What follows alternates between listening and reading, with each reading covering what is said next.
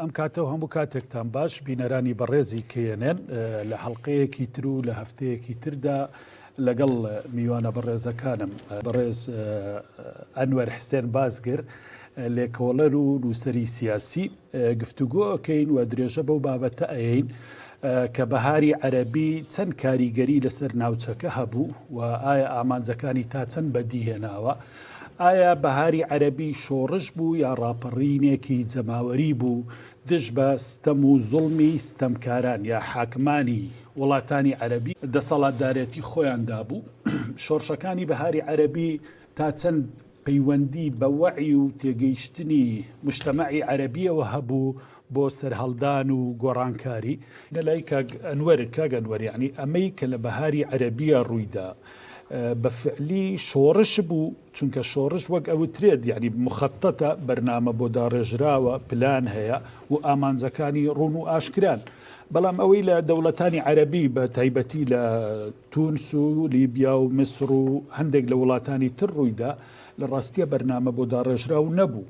یعنی شتێک نەبوو ئامانجێکی ڕوون و دیاری هەبێ بەڵکو هەڵچوونێکی کاتی یا ڕاپەڕینێکی جەماوەری بوو دژ بەم زوڵم و ستەمە. بەو حکومەی جەنابەت لە بواری میدیایە پسپۆریت هەیە و شارەزایی تەواوت هەیە. زۆر جارەوەترێ ئەمە با بڵین لە دوای شۆڕشی کوشت و کاڵی کە 1000 ساڵ پێش ئێستا ئەنجام درا مرۆڤایەتی هاتە قۆناغێکی ترەوە، دواتر شۆڕشی پیشەسازی تقریبا 300-400 ساڵ پێش ئێستا کە ڕوویدا، ئەمە دوو شۆڕشی مرۆڤایەتی گەورە بوون، ینی مرۆڤایەتیان گۆڕی. ئەمەیان پێوترێ شۆڕشی تەکنەلۆجیا، یعنی شۆڕشی ئەمەی کە کیبۆرد و با بڵین بەکارهێنانی ئەم ئالەتی زیرەکی پەیوەندیکردن فاکتەرێکی گرنگ بوون. زۆر جارەوەترێ با بڵین لە شۆڕشەکانی پێشووترە پاڵەوانی سەر دۆشکە و بیکەیسی و ئەمانە هەبوو، یعنی بەڵام لەمەیە زۆر کەس لە میسر ناویان لێن درابوو پاڵەوانەکانی پشتی کیبۆردەکان، یعنی تەسیراتی تەکنەلۆجیاش لەسەر بەهاری عەرەبی و لەسەر مجتەمەعی عەرەبی هەبوو، یاخود بە بڕوای دکتۆر دانا هەردوو تەسیراتی فاکتەری دەرەکی و ناوەکی شەبوو، چکە یەکەمین جار کە مستەڵەحی بەهاری عەرەبی بەکارهات یەکێک لە ڕۆژنامە ئەمریکیەکان هەردوای هەڵاتنی زەین بن عابد ئەوەی ڕئیسی تونس با بڵین مستەڵەحی بەهاری عەرەبی لە ڕۆژنامەیەکی ئەمریکیەوە هاتە بوون و با بڵین تەسیراتی سایکۆلۆجیشی لەسەر خەڵک کرد کە ئەمە بەهارە و بوژانەوەیەکی گەورەیە لە دنیای عەرەبیە دێتە بوون. پێم خۆشە دیدی جەنابەت لەسەر هەموو ئەم بابەتانە ببیست. منیش بە نۆرەی خۆم سپاسی ئەوەکەم سەبارەت بە ئەم چەمکی ئەمەی کە بە ڕووداوەکانی بەهاری عەرەبی لە 2011 شۆڕش بوو. لە ڕاستیە شۆڕش مەفهومی شۆڕش بریتیە لەوەی کە ئەبێ حرەکەتێکی ئامادەکرا و ئیدۆلۆژیایەکی هەبێ و کۆمەڵە خەڵکانێک بن کە بەرنامەجێکی موحەدیان هەبێ بۆ گۆڕینی ئەم سیستەمە سیاسی کە هەیە. هەندێک جار بە ڕیفۆرم ئەچێتە پێش و مەسەلەن لە هەندێک وڵاتی دوای یەکێتی سۆڤێت ئەمە بە شکڵێکی ڕیفۆرم بە شکڵێکی ئاسان کارەکەین بۆ، بەڵام بە هەندێک شوێن مەسەلەن دیقەت بێ ئەو شکڵێک فۆرمێک لە خەباتی چەکداری وەرەگرێ بۆ کەوتنی دەسەڵاتی حاکم و وهێنانەکەی سیستەمێکی سیاسی تر. بەهەرحاڵ ئەوەی کە لە بەهاری عەرەبیا ڕوویدا هەرچەندە هەندێک پیان وابوو شۆڕشە، بەڵام هەندێکیش لەوە ڕەخنەگران پیان وابوو نەتیجەکەی چونکە ئیسلامی سیاسی و فەوزا شوێنی گرتەوە شۆڕشێک نەبوو و بەرمەبنای ئەو ڕووداوانە دەرکەوت کە هیچ استراتیجێکی لەبوو. بەم دەلیلانە بۆمان دەرکەوت کە ڕووداوەکانی بەهاری عەرەبی لە ڕاستیە نەیتوانی شۆڕش بێ و نەیتوانی بتوانێت جەوێکی ئارام و سیستەمێکی سیاسی دیموکراسیتر و مۆدرنتر بێنێتەکایە لەو وڵاتانە ماعەدا تونس بە ئارامی لی دەرچوو و نەبوو بە فەوزا، نەبوو بە شەڕی ناوخۆوەنیان هێش دەخالەتی وڵاتانی منتقەکەتی ئایبە بە پێچەوانەوە لە لیبیا و میسر و یەمەن و ئەوانە ئەو ڕووداوەکانە کە تا ئێستایی بینین خەڵک باجی ئەم قوربانیەدە. بەڵام لە حەقیقەتە خۆسووتاندنی محەممەد بوو عەزیزی یەکەم لەحزەی هەڵگیرساندنی ئەم ناڕەزایەت و ئەترازی خەڵک بوو. دەرەنجامی چی؟ دەرەنجامی حکمی 40-50 ساڵی ئەم هێزە سیاسیانە لە حوسنی مبارەکەوە لە زین بن العابدینەوە لە معمەر قەزافیەوە و تا ئەگا بە عەلی عەبدوڵڵا ساڵح ئەمانە لە ڕاستیە دەرەنجامی ئەو نائەدالەتی کە ئەم سیستەمە سیاسیانە لە وڵاتەکانی خۆیانە پیادایانە کرد. مثلا لە بێکاری لە نەبوونی ئازادی میدیا و عقیدە و بیر و باوەڕ لە نەبوونی حزبی سیاسی ئۆپۆزیسیۆن ڕێگانەدان بەمانە و سەرکوتی خەڵک وە گەندەڵی و فەسادێکی بێوێنە تەنانەت یعنی باز لەوە کەن لە سەردەمی حوسنی مبارەک منطقی وا دروست کرا بوو کە لە فەڕەنسا شەرەوە هەبوو لە کاتێکە نیوەی خەڵکەکەی لە ژێخەتی فەقرەوە ئەژیان لە لیبیا ڕاستە خەڵگەی وت کرێکی نییە ڕاستە سیستەمێکی تا ڕادەیەک بۆ خەڵک دابین کرا بوو بەڵام بچووکترین ڕەخنە لە معمەر قەزافی و سیستەمەکەی مەحکوم بوو بەوەی کە ئەعدام بکرێ وەمانە شایەدیەوەن ئێستاش لە بەشێک لە وڵاتانی عەرەبی ئەمە هەیە یعنی بچووکترین ڕەخنەی سیاسی بچووکترین نووسین و مەقالی سیاسی حکمی ئەدام دەرەنجامی هەموو ئەو ئەتراز و ناڕەزایەتیانی خەڵک بەهاری عەرەبی لێکەوتەوە بەڵام ئەوەی جەنابەت باست کرد لەندێ لێکۆڵەری خۆراوایی ئەڵێن ئەگەر سوسیال میدیا نەبووایە و میدیا کاریگەریەکانی بە تایبەتی سوسیال میدیا نەبووە بەهاری عەربی هەرگیز ڕووی نادا چونکە لەگەڵ یەکەم لەحزەی خۆسووتاندنی محەممەد بوو عەزیزی هەموو ئەو وڵاتانەی گرتەوە و ئەو بوو بە سەرەتایەک بۆی خەڵک نەجاتیان بێ لەو بەڵام هەوڵیشاندا هەرکام لەم سیستەمە سیاسیانە هەوڵیاندا بەربەم کاریگەری سوسیال میدیا بگرن وە لە ئێستاش لە هەندێک وڵاتانی دنیا فیلتەری نیەکەن بۆی کە خەڵک دەستی ڕانەگا بە زانیاری ئەمانە بەڕاستی ناتوانێت مافەکانی سەرەتاییترین بڵین ئەو گرفتانی ڕوبەڕووی وڵاتانی باکووری ئەفریقا بۆ دوای ئاڵوگۆڕانی ڕووداوەکان یەکیان نەبوونی غیابێکی ئۆپۆزیسیۆنێکی چالاک و فعال بوو هەم هەلو مەرجەکەی لەبار نەبوو کاتێک ڕووداوەکان ڕوویاندا ئەوان پێڕانەگەیشتن ڕێکخراوێکی کە پێشینەیەکی هەبوو ڕێکخراو بوو منەظەم بوو فکر و ئەیدۆلۆژیایەکی بوو ئیخوان مسلمین بوو بۆ یەشتوانی لە میسر کۆنتترۆلی بارودۆخەکە بکە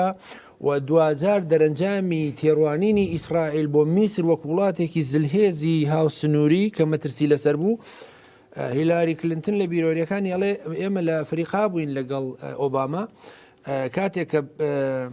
هەر ئەو کاتە بنیامین ناتانیاهۆ تەلەفۆنی لێکردم وتی بارودۆخی میسر تێک شووە ئێمە هێزەکانمانەبەینە سنوور ناخرین ناچارین خۆمان دەخالت بکەین لە کالوباری سووریا سنوورەکانی مێگەیتەوە مەترسیەوە ئەڵێ من هاتم بۆ ئەوێ وتم چی بووە وتیان کاکە کودەتا ڕوویداوە مرسی ڕۆشتۆ سیسی هاتووە ئێستا ئێمە هەم دیسان پێویستمان بە زەمانە ئەڵێ پێم و چیتانەوە بە ناتانیاهۆ وەرەقەیەکی حازر کرد بوو وتی سیسی ئەمە ئیمزا بکە هیلاری ئەڵێ سوار فڕۆکە بووم ڕۆشتم ناچار سیسی ئیمزای کرد مەبەستمەوەیە ئەوە بەشێکی ئەو ملبلانیانە بوو بەڵام دەرەنجامی دەخالەتی وڵاتانی منتەقەکە بە تایبەتی تورکیا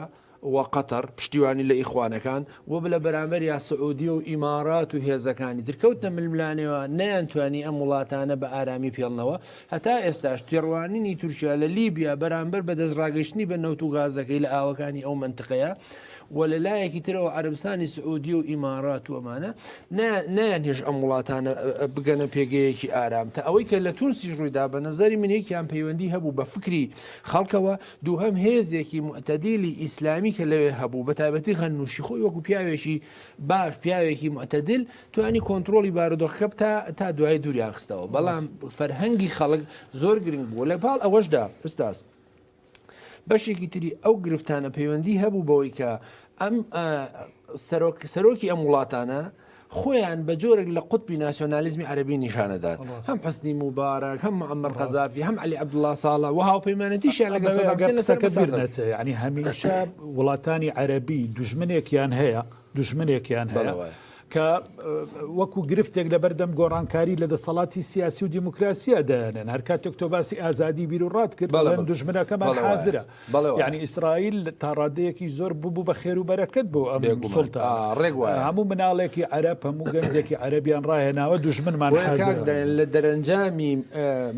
ئەوە گەورەترین تۆپەکانی ناسیۆنالیزمی عەرەبی کەوتن کە بە سەدام حوسێن دەستی پێکرد و دوایی بەمانە کۆتایی هات و ئێستاش بە بەشار لەسەر بەس یەک خاڵی تر بڵێم لە دەرەنجامی ململانەکانی بەهاری عەربی لەو قەیران ململانێ تایفیانەی هەبوو لە نێوان شیعە و سوننەیە ئەگە سەیری کۆی سوورەکەکەی شیعە بردیەوە هەتا ئێستای سووریا تا چەند ڕۆژی تا حوتی دیسەمبەر کە بەشار لەسەر ڕووخا مەسەلەن لە یەمەن کە بێبەش کرابوون حوسەکان لە هەموو شتێک دەسەڵاتیان گر بەسەر منتەقیەکەیەوە بە ناوچە استراتیژیەکانی ئەوێ لە بەحرێنەوەندەی نەما بوو دەسەڵات بێتە دەستی ئەکانەوە ئەگەر هێزی وڵاتانی کەنداو نەبووە ئەمێ بڵم لە ململانەی سوننە و شیعی لە دوای ڕووداوەکانی بەهاری عەربی شیعەکان بردیانەوە بەڵام بەکەوتنی بەشار ئەسەد دەرەکەوێت کە شیعە جارش یعنی بەرپرسیارەتی حکوومەت و دەسەڵات لە جێڕانەوەی ئینتیما بۆ تاکی کورد چییە کاک لە ڕاستیە کاک پێشەوەی باس لە ئینتیما بکەم باسی مەسەلەن جەناب پرسیت بۆچی ئەو ئاڵوگۆڕانە لە سعودیە لە قەتەر و لە ئیمارات ڕوونادا لە کاتێکە لە لیبیا و تونس ئەوە ڕاستە بەشێکی پەیوەندی بە هۆکارانەوە هەبوو بەڵام تۆ لە ئەگەر دیقەت بێ مەسەلەن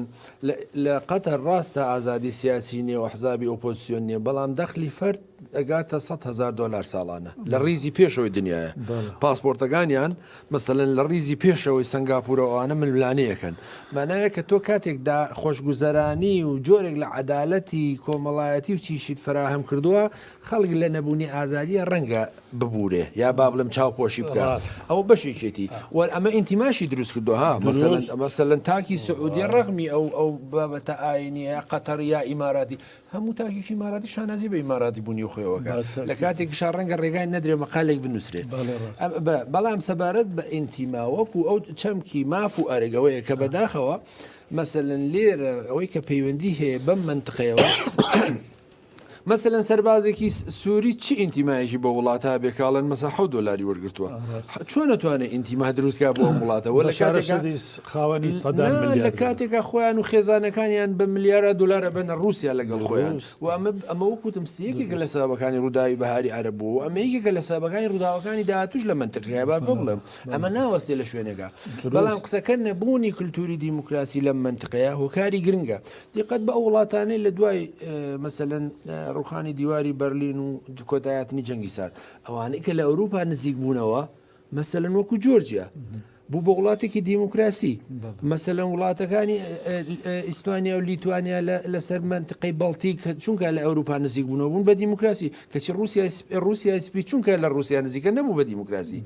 لەوە تا ڕووداوەکان ڕوویداوە کەسێک حاکمێتی و هیچ بدەرفەتێک بۆ ئازادی نیە مانای نەبوونی کولتوری دیموکراسی و تێکەڵاو نەبوون لەگەڵ ئەم سیستەمە دیموکراسی دنیاە بە تایبەتی ئەمریکا و ئەوروپا ئەمە ئەخڵقێنێ بەڵام بەڕاستین یەکێکە قسەیەکی بەناوبانگ هەیە ئەڵێ لە هەر شوێنێک عدالت بە یەکسانی خۆی تەوزیعەکە نائەدالەتی بە یەکسانی خۆی تەوزیعەکە نەبوونی نائەدالەتی بەشێکە لە سڕینەوەی ئینتیما نەبوونی یەکسانی مەسەلەن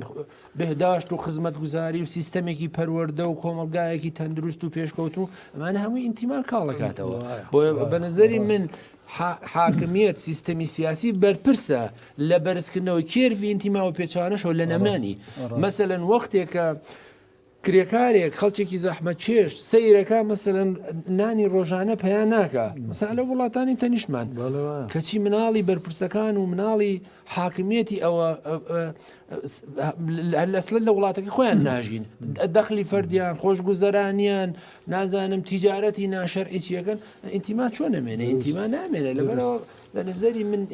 بوونی ئینتیما پێوەستە بە بوونی عەدالەتەوە بە یەکسانیەوە بە دابەشکردنی داهاتی عێراق ئەم بەیانیە دوایین راپۆرت عێراق مانگانە نزیکەی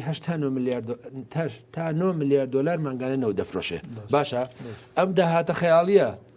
کەچی مەسەن خەڵکی بەسرا ئێستا ئاوی سیرینیان نەبیخۆنەوە مەسەن لە هەرێمی کوردستانی ئەمە بەشێکی ڕاستەکە دروستە ئەزانی کەک زۆر جارەوترێ لە بۆنەکانی سەری ساڵە ڕئیسەکان و سەرۆکەکانی ئەحزاب و ئەمانە بۆ خۆشگوزەرانی و ڕاواردن ئەچنە وڵاتانی دەرەوە میلەتەکەشیان لێرە بەبێ موچەی و بەبێ گوزەران بەجێ هێڵن پێویستە چی بکەین ینی هەرێمی کوردستان لە بەردەمی چیایە ئاگری شەڕێکی گەورە لە 14 ورمانە خەڵک لە ناوخۆی هەرێمی کوردستان لە معانات و گیر و گرفتی زۆرە پێم خۆشە ینی ئەمە دو دەرفەتە ینی جەنابەت بە ئارەزووی خۆت ئەو دەرفەتە بقۆزیتەوە زۆر سپاس ینی کاک یەکێکیان بەشێکی سەرەکی لە کەوتنی ئەو سیستەمە سیاسیانەی کە باسمان کرد یان دیموکراسی نەبوو یان گاڵتەیان بە دیموکراسیە کرد. ڕاست مەسەلەن هەموو جارت بینی حسنی مبارەکی ویستا 99.9 دەنگەکانم هێناوە ڕاست لە کاتێکا 102 کۆمەلگاکە لێ ڕازی نەبوو بە دیموکراسی و ڕێزنەگرتن لە مافی مرۆڤ بوو ئەوانە ئەو نەتیجەکەیەتی مەسەلەن دیقەت بە بەراورد دەکەین لە بینی فیدل کاسترۆ و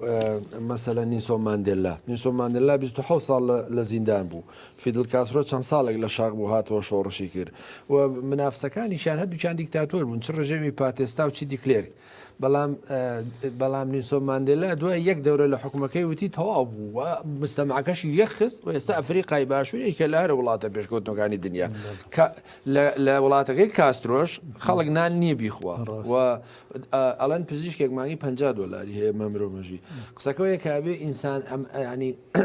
ئینسانەکان ئاوا شۆڕژگێر بن، ئینسانەکان ئاوا خزمەتی وڵاتەکانیان بکەن، سەرکردەکانە بێ ئاوا ڕێز لە وڵاتەکانیان بگرین. نیلسۆن ماندێلا ئێستا نموزەجی شۆڕژگێڕی هومانستی و ئینسانیت و ڕابەرێکی دیموکرات خوازە لە دنیا. فیدل کاسترۆش بەداخەوە کە نەیتوانی ئەو بێ. بە نظری من ئەبێ ئوستاز ئەمە بۆ هەموو سیستەمێکی سیاسی ڕاستە بە تایبەتی کە تۆ باس کرد ئەوە مەسەلەن هێشتا مانجێک تێ نەپەڕیەوە بەسەر ڕوخانی ڕژەمی بەشار ئەسەد و ئەمە هۆکارەکان و پندەکانی زۆرن و وڵاتە بەدوای ئەمە وڵاتانی منتقی وڵاتانی تریژەکەون بەدڵنیایی جا ئەو بەشێکی ڕاستە دەخالەتی ئەمریکا و ئەوروپا ئیسرائیلی تایە ئەو حق بەڵام فاکتەر ئەساسیەکە خودی خەڵکەکە خۆیەتی فاکتەرە ناوخۆیەکانە وەکو وتمان مەسەلەن بەشار ئەسەد ناتوانێت سادەترین مافی خەڵک بە و وڵاتەکەی کردۆ بە کارگەی بەرەمهێنانی تلیاک و موادی مخەدر و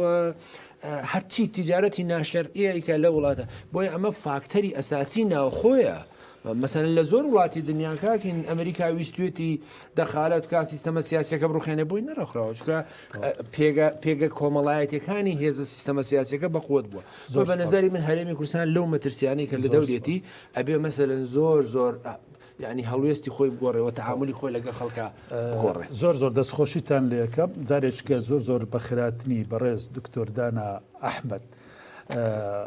مامۆستای زانکۆی سلێمانیەکەم و هەروەها هاوڕێی بەڕێز و خۆشەویستمان بەڕێز کاک ئەنوەر حسێن بازگرد لوسەر و لێکۆڵەر دیارە بابەتەکەم